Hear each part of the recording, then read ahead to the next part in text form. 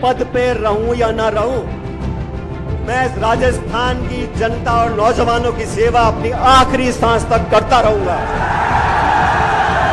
और मैं डरने वाला नहीं हूं, मैं दबने वाला नहीं हूं। मैं आपके लिए लड़ा हूं और लड़ता रहूंगा। हम भी दरिया हैं, हमें अपना हुनर मालूम है। जिस तरफ भी चल पड़ेंगे रास्ते अपने आप बन जाएंगे। जी हाँ, कांग्रेस के राष्ट्रीय नेता चाहे कितना ही प्रयास कर ले, लेकिन सचिन पायलट ने अपनी अलग राह चुन ली है। उन्होंने कई दिनों पहले ही तय कर लिया था कि अब वह कांग्रेस में नहीं रहेंगे। याद कीजिए 15 मई को जयपुर में आयोजित की गई आम सभा में पायलट ने क्या ऐलान किया था। सचिन पायलट ने जन संघर्ष यात्रा के आखिरी दिन के दौरान जयपुर में 15 मई को साफ कहा था कि जन संघर्ष यात्रा में पैदल चलने वाले नौजवानों के पैरों के छालों की कसम, अब वह पीछे हटने वालों में से नहीं है। पायलट ने अपने इरादे सार्वजनिक सभा में जाहिर करते हुए ऐलान कर दिया था कि उन्होंने अपनी राह चुन ली है। मैं आप सबको आश्वासित भी करना चाहता हूं और वादा करना चाहता हूं अब सबके सामने,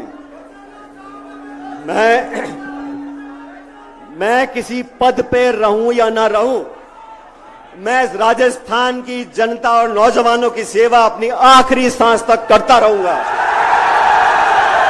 और मैं डरने वाला नहीं हूं, मैं दबने वाला नहीं हूं। मैं आपके लिए लड़ा हूं और लड़ता रहूंगा। ये वादा मैं खुले आसमान नीचे करके जा रहा हूं। प्यार से मांगो, हम हाथ काट के दे देंगे। धमका के मांगोगे तो हम हिलने वाले नहीं हैं। हम लोगों ने कमी नहीं छोड़ी मेहनत करने में, खून पसीना बहाने में। मेरे साथ जो हजारों लोग चले हैं, आज मैं आपको बताना चाहता हूं, आप नौजवानों के पैरों के छालों की कसम, मैं अब पीछे हटने वाला नहीं हूं। आपके साथ रहूंगा, हमेशा रहूंगा। राजनीति सिर्फ सत्ता लेने के लिए है, राजनीति सिर्फ पद पर बैठने के लिए है। नौजवान दर दर भटकता रहे, हम सिर्फ सत्ता का सुख लेंगे, ये संभव नहीं है। जो भी कुर्बानी देनी होगी मैं देने को तैयार हूं, जो भी करना होगा मैं करने को तैयार हूं। हालांकि कांग्रेस के राष्ट्रीय नेता अभी भी उन्हें मैनेज करने में जुटे हुए हैं। साथ ही दावा कर रहे हैं कि पायलट कांग्रेस के साथ ही रहेंगे और मिलकर एक साथ चुनाव लड़ेंगे।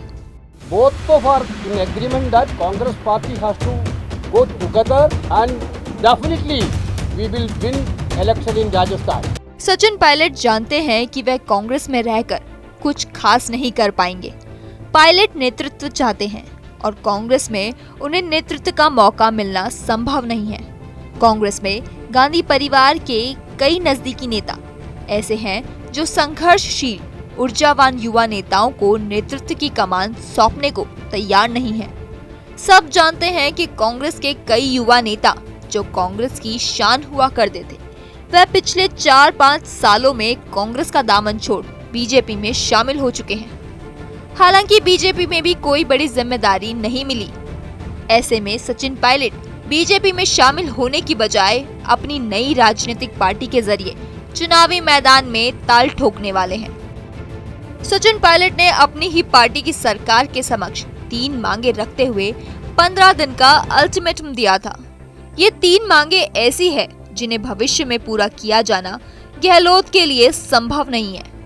15 मई को सचिन पायलट के दिए अल्टीमेटम के बाद कांग्रेस का शीर्ष नेतृत्व उन्हें मैनेज करने में जुटा है। 29 मई को दिल्ली में मल्लिकार्जुन खड़गे, राहुल गांधी और केसी वेणुगोपाल के साथ अशोक गहलोत और सचिन पायलट की बैठक हुई।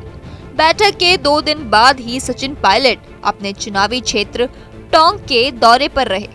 टोंक में उन्होंने साफ कहा कि अपनी मांगों पर अडिग हैं, वह किसी भी कीमत पर झुकने को तैयार नहीं है।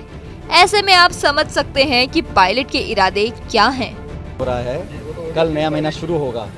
अगर मैं फिर कह रहा हूँ आपको, मेरे नौजवान साथियों को जो मैंने पब्लिक डोमेन में आश्वासन दिया है, जो मैंने कमिटमेंट्स किए हैं, और मेरे कमिटमेंट्स कोई हवाई बातें नहीं हैं, और ये ऐसी बातें नहीं है जिससे कोई कह सकता है कि गलत बात है, क्योंकि मैंने कहा ना, कांग्रेस पार्टी हमेशा करप्शन के खिलाफ रही, कांग्रेस पार्टी हमेशा नौजवानों के पक्ष में रही है।